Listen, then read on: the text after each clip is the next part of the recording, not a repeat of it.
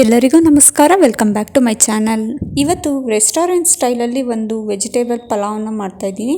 ಮನೇಲಿ ತುಂಬಾ ಕೇಳ್ತಾಯಿದ್ರು restaurant style ಥರನೇ ಮಾಡು ಒಂದು ಸ್ವಲ್ಪ ಅಂತಂದ್ಬಿಟ್ಟು, ಹಾಗಾಗಿ ಮಾಡ್ತಾಯಿದ್ದೀನಿ. ಇದಕ್ಕೆ ನಾನಿಲ್ಲಿ ಒಂದು ಕ್ಯಾರೆಟ್, ಬೀನ್ಸ್, ದಪ್ಪಮೆಣಸಿನ್ಕಾಯಿ, ಬಟಾಣಿ, ಹಾಗೆ ಒಂದು ನಿಂಬೆಹಣ್ಣಿನ ಗಾತ್ರದಷ್ಟು ನಿಂಬೆಹಣ್ಣಿನ ರಸ ಮತ್ತು ಒಂದು 200 ಗ್ರಾಮ್ ಆಗೋಷ್ಟು ಅಕ್ಕಿನ ನೀಟಾಗಿ ತೊಳೆದಿಟ್ಕೊಂಡಿದ್ದೀನಿ. ಅದಾದಮೇಲೆ ಫ್ರೈ ಮಾಡೋದಕ್ಕೆ ಒಂದೆರಡು ಮೀಡಿಯಮ್ ಸೈಜ್ ಆಗೋಷ್ಟು ಈರುಳ್ಳಿನ ಉದ್ದುದು ಕಟ್ ಮಾಡಿ ಇಟ್ಕೊಂಡಿದ್ದೀನಿ. ಮಿಕ್ಸಿಲಿ ರುಬ್ಕೊಳ್ಳೋದಕ್ಕೆ ಒಂದು ಇಡೀ ಕೊತ್ತಂಬರಿ ಸೊಪ್ಪು, ಒಂದು ಇಡೀ ಪುದೀನ ಸೊಪ್ಪು, ಒಂದು ಉಂಡೆ ಆಗೋಷ್ಟು ಬೆಳ್ಳುಳ್ಳಿ, 1-2 ಇಂಚು ಶುಂಠಿ, 2 ಹಸಿಮೆಣ್ಸಿನ್ಕಾಯಿ ಇಟ್ಕೊಂಡಿದ್ದೀನಿ. ಹಾಗೆ ಇಲ್ಲಿ 1 ಸ್ಟಾರ್, 2 ಲವಂಗ, 1 ಇಂಚು ಚಕ್ಕೆ, ಒಂದು ಏಲಕ್ಕಿ, 2 ಪಲಾವ್ ಎಲೆ, 1 ಚಿಟಿಕೆ ಅರಿಶಿನ, 1 ಚಿಟಿಕೆ ಜೀರಿಗೆ ತೊಗೊಂಡಿದ್ದೀನಿ. ಇವಾಗ ರುಬ್ಬೋದಕ್ಕೆ ಅಂತ ಎತ್ತಿಟ್ಕೊಂಡಿದ್ದಂತಹ ಕೊತ್ತಂಬರಿ ಸೊಪ್ಪು ಮತ್ತು ಪುದೀನ ಸೊಪ್ಪನ್ನ ರುಬ್ಕೊಂಡ್ಬಿಡ್ತಾ ಇದ್ದೀನಿ. ಏಕೆಂದರೆ ಮಾಡೋದಕ್ಕೆ ತುಂಬಾ ಸುಲಭ ಆಗುತ್ತೆ. ಮಾಡೋವಾಗ ಸುಮ್ಮನೆ ರುಬ್ಕೊಳ್ಳೋದು ಅದೆಲ್ಲ ಹಿಂಸೆ ಆಗುತ್ತೆ ಅಂತ ಫಸ್ಟೇ ರುಬ್ಬಿಟ್ಕೊಂಡ್ಬಿಡ್ತೀನಿ. ರುಬ್ಬೋದಕ್ಕೆ ಇದಿಷ್ಟೇ ಸಾಕು. ತುಂಬಾ ಅಂದರೆ ತುಂಬ ತೆಳ್ಳಗೂ ಇರಬಾರ್ದು, ತುಂಬ ಗಟ್ಟಿಯಾಗೂ ಇರಬಾರ್ದು. ಈ ರೀತಿಯಾಗಿ ರುಬ್ಬಿಟ್ಕೊಂಡಿದ್ದೀನಿ. ಇವಾಗ ಈ ಕಡೆ ಒಂದು ಕುಕ್ಕರ್ ಇಟ್ಕೊಂಡು ಕುಕ್ಕರ್ಗೆ 2 ಟೇಬಲ್ ಸ್ಪೂನ್ ಆಗೋಷ್ಟು ಎಣ್ಣೆ ಸೇರಿಸ್ತಾ ಇದ್ದೀನಿ. ಆ್ಯಕ್ಚುಲಿ 1 ಚಮಚ ತುಪ್ಪನೂ ಕೂಡ ಹಾಕ್ಬೋದಾಯಿತು, ಬಟ್ ನಾನು ತುಪ್ಪ ಸ್ಕಿಪ್ ಮಾಡಿದ್ದೀನಿ. ಬರೀ ಎಣ್ಣೆನೇ ಹಾಕ್ಕೊಳ್ತಾ ಇದ್ದೀನಿ. ಅದಾದಮೇಲೆ ನಾನು ಈರುಳ್ಳಿ ಕಟ್ ಮಾಡಿ ಇಟ್ಕೊಂಡಿದ್ನಲ್ಲ ಅದನ್ನು ಸೇರಿಸ್ಕೊಂಡು ಚೆನ್ನಾಗಿ ಅದು ಸ್ವಲ್ಪ ಕಲರ್ ಚೇಂಜ್ ಆಗುತ್ತೆ ಅಲ್ಲಿ ತನಕ ಫ್ರೈ ಮಾಡ್ಕೊಳ್ಬೇಕಾಗುತ್ತೆ. ಆವಾಗ ರೆಸ್ಟೋರೆಂಟ್ ಸ್ಟೈಲಲ್ಲಿ ವೆಜ್ ಪಲಾವ್ಗೆ ಅದು ಟೇಸ್ಟ್ ಕೊಡುತ್ತೆ. ಅದಕ್ಕೋಸ್ಕರ ಅಷ್ಟೇ ನಾನಿಲ್ಲಿ ಚೆನ್ನಾಗಿ ಒಂದು ಸ್ವಲ್ಪ ಕಲರ್ ಚೇಂಜ್ ಆಗುತ್ತೆ ಅಲ್ಲಿ ತನಕ ಫ್ರೈ ಮಾಡ್ಕೊಳ್ತಾ ಇದ್ದೀನಿ. ಇವಾಗ ಪೂರ್ತಿ ಕಲರ್ ಎಲ್ಲ ಚೇಂಜ್ ಆಗಿದೆ. ಇವಾಗ ಫ್ರೈ ಆಗಿದ್ದಾದಮೇಲೆ ಒಂದು ಪ್ಲೇಟಿಗೆ ಎತ್ತಿಟ್ಕೊಂಡ್ಬಿಡೋದು. ಏಕೆಂತಂದರೆ ಇದನ್ನ ಮೊದಲೇ ಎಲ್ಲ ಸ್ವಲ್ಪ ಆಮೇಲೆ ಕುಕ್ಕರ್ ಮುಚ್ಚೋ ಟೈಮಲ್ಲಿ ಹಾಕಬೇಕಾಗುತ್ತೆ. ಅದಕ್ಕೋಸ್ಕರ ಈ ರೀತಿಯಾಗಿ ಒಂದು ಪ್ಲೇಟಲ್ಲಿ ಎತ್ತಿಟ್ಕೊಂಡ್ಬಿಟ್ಟೆ.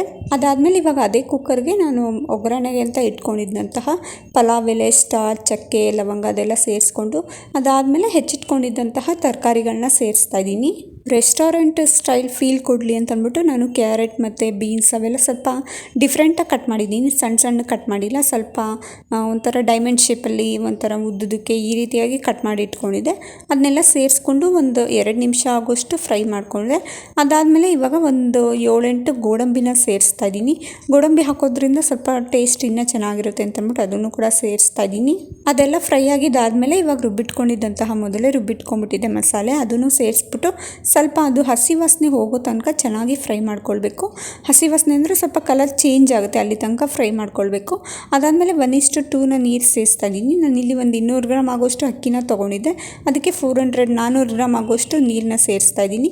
ಕೊನೆಯಲ್ಲಿ ನಿಂಬೆಹಣ್ಣಿನ ರಸ, ಸ್ವಲ್ಪ ಒಂದು 2 ಟೇಬಲ್ ಸ್ಪೂನ್ ಆಗೋಷ್ಟು ಮೊಸರು ಸೇರಿಸ್ತಾ ಇದ್ದೀನಿ. ಇದೊಂಥರ ಆಪ್ಷನಲ್ ಇದ್ದಂಗೆ. ನಾನಿಲ್ಲಿ ಟೊಮೊಟೊನ ಬಳಸಿಲ್ಲ, ಬದಲಾಗಿ ನಿಂಬೆಹಣ್ಣು ಮತ್ತು ಮೊಸರನ್ನ ಸೇರಿಸ್ತಾ ಇದ್ದೀನಿ. ಕೊನೆಯಲ್ಲಿ ರುಚಿಗೆ ತಕ್ಕಷ್ಟು ಉಪ್ಪನ್ನ ಹಾಕ್ಬಿಟ್ಟು ಚೆನ್ನಾಗಿ ಫೈನಲಾಗಿ ಮಿಕ್ಸ್ ಮಾಡಿಬಿಟ್ಟು ಈ ರೀತಿಯಾಗಿ ಕುದಿಸ್ಕೋಬೇಕಾಗುತ್ತೆ.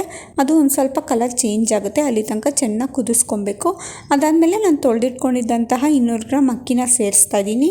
ಆಮೇಲೆ ಮೊದಲೇ ಫ್ರೈ ಮಾಡಿ ಎಟ್ಟಿಟ್ಕೊಂಡಿದ್ದಂತಹ ಈರುಳ್ಳಿನ ಸೇರಿಸ್ಬಿಟ್ಟು ನೀಟಾಗಿ ಫೈನಲಾಗಿ ಮಿಕ್ಸ್ ಮಾಡಿ ಕುಕ್ಕರ್ ಮುಚ್ಚಿಬಿಟ್ಟು 3 ವಿಜಲ್ ಕೂಗಿಸ್ಬಿಟ್ರೆ ಆಯಿತು.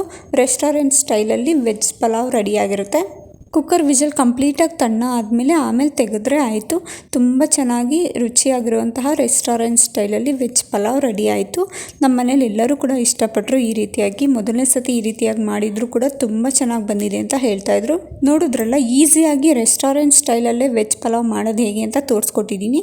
ಈ ವಿಡಿಯೋ ಇಷ್ಟ ಆಗಿದ್ರೆ ಪ್ಲೀಸ್ ನನ್ನ ಚಾನಲ್ನ ಸಬ್ಸ್ಕ್ರೈಬ್ ಮಾಡ್ಕೊಂಡು ನೋಡ್ತಾ ಇರಿ. Thank you for watching. ಮುಂದಿನ ವಿಡಿಯೋದಲ್ಲಿ ಸಿಗ್ತೀನಿ.